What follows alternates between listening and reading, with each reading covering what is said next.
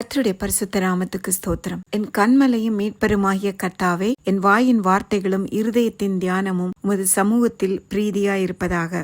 நீங்கள் நீதிமானா அல்லது நீங்கள் துன்மார்க்கரா என்று உங்களை தீர்மானிப்பது உங்கள் முகத்தில் அமைந்துள்ள வாயும் அதனுள் இருக்கிறதான நாவும். அவைகள் பேசும் வார்த்தைகள்.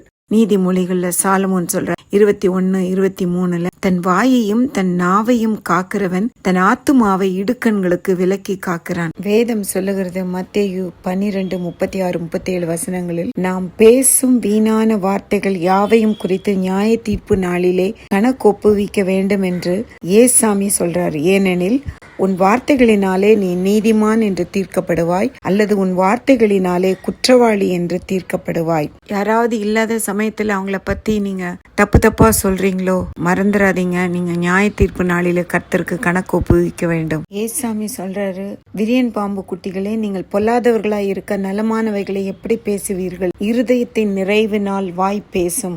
எதுக்கு எடுத்தாலும் போய் சொல்லிடுவாங்க. தேவ வார்த்தையினால் உங்களுடைய இருதயம் நிரம்பி இருந்தால் நன்மையான வார்த்தைகளை பேசுவீர்கள், நீதிமான்கள் எனப்படுவீர்கள்.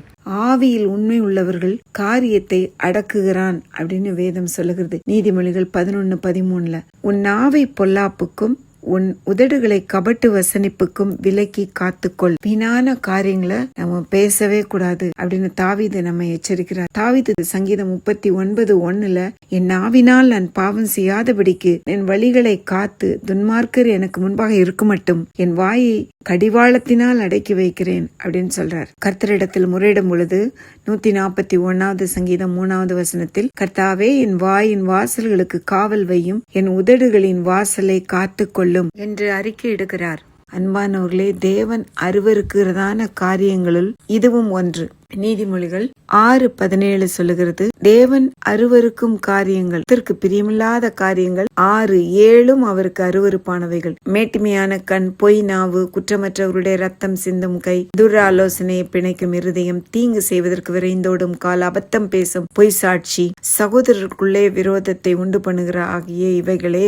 ஒவ்வொரு தேவ பிள்ளையும் ஆவிக்குரிய தன் தகப்பன் கற்பனையை காத்து தாயின் போதகத்தை தள்ளாமல் தன் இருதயத்திலே அணிந்து அவைகளை கழுத்திலே கட்டிக்கொள்ள வேண்டும். அப்பொழுது அவைகள் வழிகாட்டும். அன்பானவர்களே, அநேக பிள்ளைகளுக்கு பெற்றோருடைய ஆலோசனை பிடிக்கிறதில்ல. ஆலோசனை இல்லாத இடத்தில் ஜனங்கள் விழுந்து போவார்கள். ஜாக்கிரதையா இருங்கள். நீதிமொழிகள் 10:11 அவருடைய வாய் ஜீவ ஊற்று. சுத்தவான்களின் வார்த்தைகள் சந்தோஷத்திற்குரிய, சமாதானத்திற்குரிய, மரணித்து கொண்டிருக்கும் ஆத்துமாவையும் உயிர்ப்பிக்கும். அல்லேலூயா. வாயிலிருந்து புறப்படுகிறவைகளை மனுஷனை தீட்டுப்படுத்தும். மரணமும் ஜீவனும் நாவின் அதிகாரத்தில் இருக்கும். ஆமென்.